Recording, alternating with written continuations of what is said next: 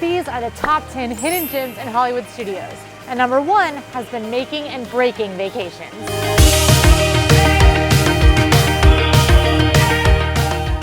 Did you know that you can find real celebrity handprints in Disney's Hollywood studios?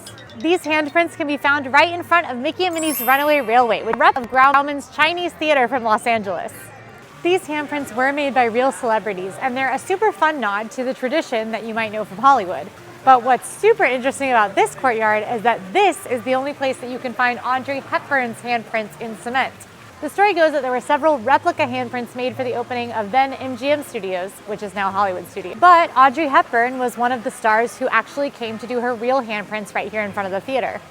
According to the story, someone noticed her getting a little emotional while she was doing her handprints, and she explained that the real Chinese theater had never asked her to do her handprints in the cement there. After this story went around, the real theater reached out and asked Audrey if she would like to do her handprints there, and she declined, saying that her handprints were somewhere that really mattered. Now, the tile you can see on the ground today are not Audrey Hepburn's real handprints anymore. It's a replica. The tile with her real prints has been taken out so it can be preserved. But it's still really cool to know this piece of history behind a theme park attraction. Number 9, a tribute to Disney history. What might just look like a plain old store on Sunset Boulevard is actually a major nod to Disney history. Once upon a time in Hollywood, right here behind me, is a store that's designed to look just like Carthay Circle Theater. The Carthay Circle Theater was an iconic theater, and it's also the one where Snow White and the Seven Dwarfs premiered for the very first time. This theater was very significant to Walt Disney because had Snow White failed, it would have been a massive turning point in the wrong way for the company. He had mortgaged his house and sold his car, putting everything he had into this movie. So the fact that it turned out and had a blowout premiere at Carthay Circle meant the world.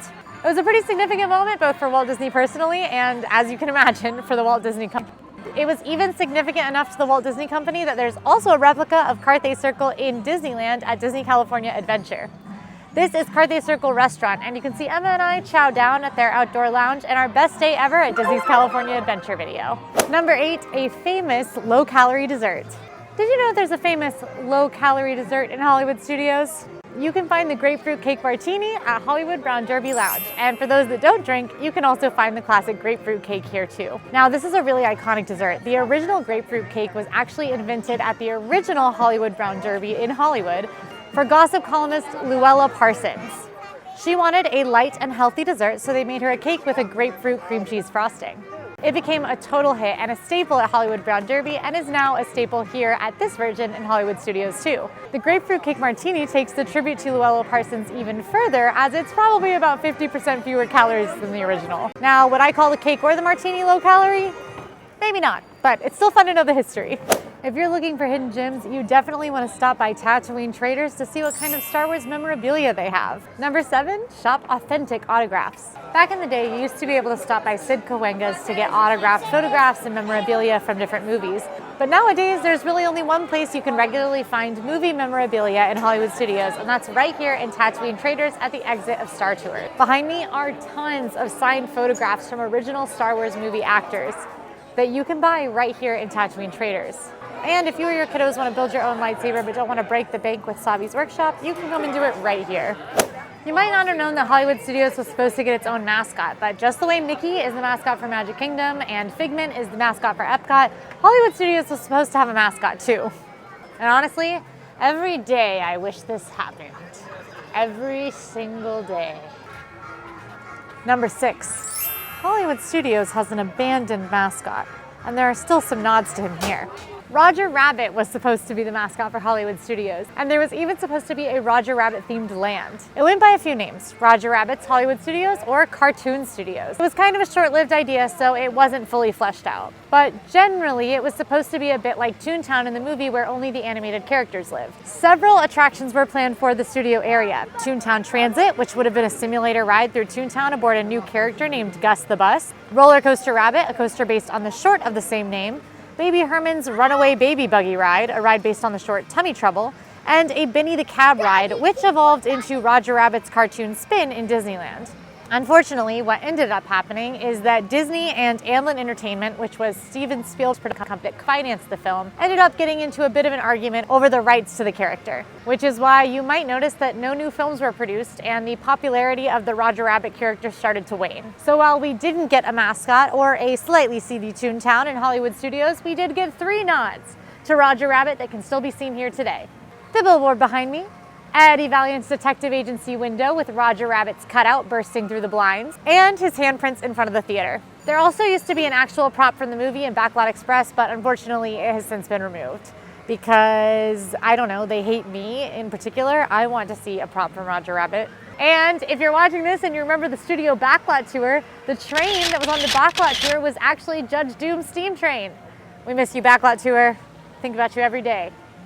Speaking of Backlot Express, did you know there's a major Disney hidden gem tucked right in here? Number 5, leftover props from Disney attractions. Right behind me, you can see the mold for the hovercraft that was seen in the Macy Far scene on Horizons in Epcot. And you can still find bits of MGM Studios, the old version of Hollywood Studios, all over the park. The cameraman near the front of the park still has the old MGM logo. You can still see bits of Streets of America across from Muppet Courtyard. And of course, Dinosaur Gertie is still around selling us ice cream. This is a fun nod to a classic Disney ride that people won't see unless they look up. When people think about drinking in Disney World, their first thought is usually Epcot, but Hollywood Studios is kind of a sleeper hit when it comes to drinking around the parks. Number 4, hidden bars. There are a number of great spots to grab specialty beverages, beers, and wine around Hollywood Studios. And there's even some great non-alcoholic specialty beverages too.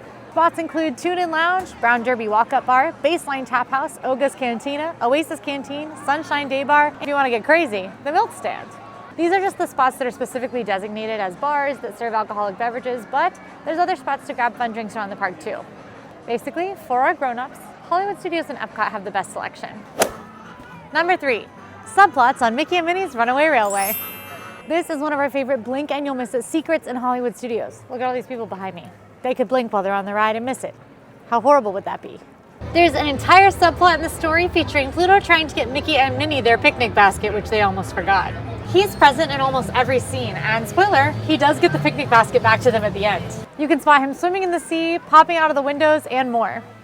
This detail is easier to spot at different times depending on where you sit, so riding this attraction multiple times could get you a better shot at seeing this story. And this isn't the only hidden detail. There are tons of hidden secrets on Mickey and Minnie's Runaway Railway. My favorite is that you can see a Great Moving Ride poster in the circus scene, which is a nod to the now extinct Great Movie Ride.